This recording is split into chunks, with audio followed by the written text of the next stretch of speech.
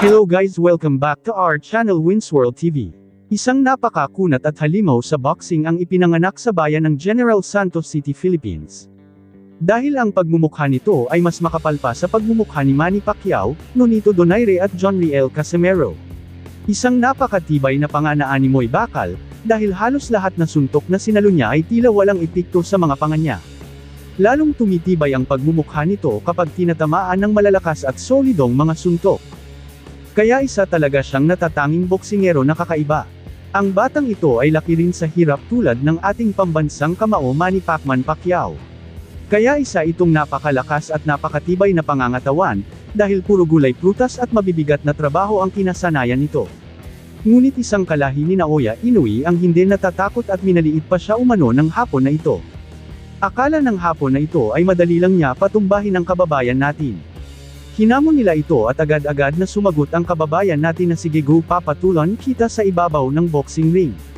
Tiwala at malaki ang kumpiyansa ng hapon na ito na matatalo nila ang ating kababayan. Ngunit hindi rin natin maitatago ang lakas at estilo ng hapon na ito. Dahil meron din naman siyang taglay na kapangyarihan at yun ang super duper niyang lakas ng kamao. Sa amateur fight niya ay nagtala ang hapon na ito ng 123 wins at 4 na talo. At may taglay na 75% knockout ratio na talagang nakakabahala.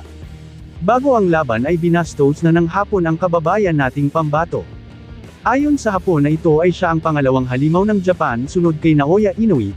Dagdag pa niya ay gugulatin daw niya ang buong boxing world community sa kanyang tinataglay na lakas at patutumbahin daw niya umano dito ang ating kababayan na pambato. Pero sinagot nga ito ng ating kababayan lahat ng mga sinasabi ng hapon na ito. Ayon sa Pinoy ay wala siyang paki, dahil may kapangyarihan din siya ang lumilipad sa gabi hahahahahehehehehehe. May 13, 2023 ay tuluyan ng naiikasa ang laban Vince Paras kontra Ayumu Hanada. May tala ang hapon na 13 wins 11 knockouts at 0 loss. Habang ang ating kababayan ay may tala na 15 wins, 10 knockouts at 1 talo. Sa Okada Manila Hotel and Casino, Paranaque City, Philippines gaganapin ang naturang laban. Unang tagpo ay dinadaan ng ating kababayan sa bilis itong hapon, dahilan sa pag-counter-attack ng kalaban dahilan sa pagpasok ng solidong suntok ng hapon, ngunit kapag tinatamaan ang Pinoy ay tila manhid ang mga panga nito at halata mo na isa itong napakatibay na panga.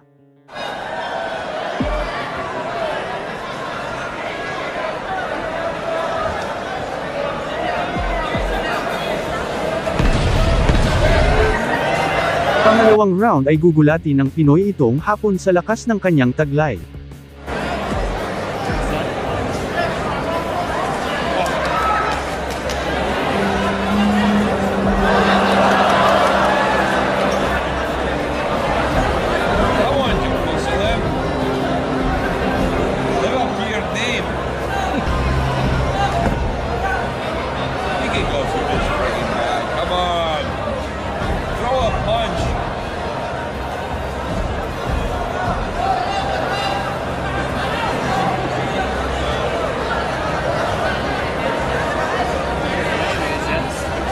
Pangatlong tagpo ay tila unti-unti nang nababasa ng Pinoy ang estilo nitong hapon dahil sa pag-arangkada ng Pinoy at magpakawala ng mga solidong mga suntok. Lumalaban din naman ang hapon at nakakapasok din ang kanyang mga solidong suntok. Ngunit grabe ang tibay ng panga nitong ating kababayan. Natapos ang laban at tinanghal na panalo itong ating kababayan na si Vince Paras.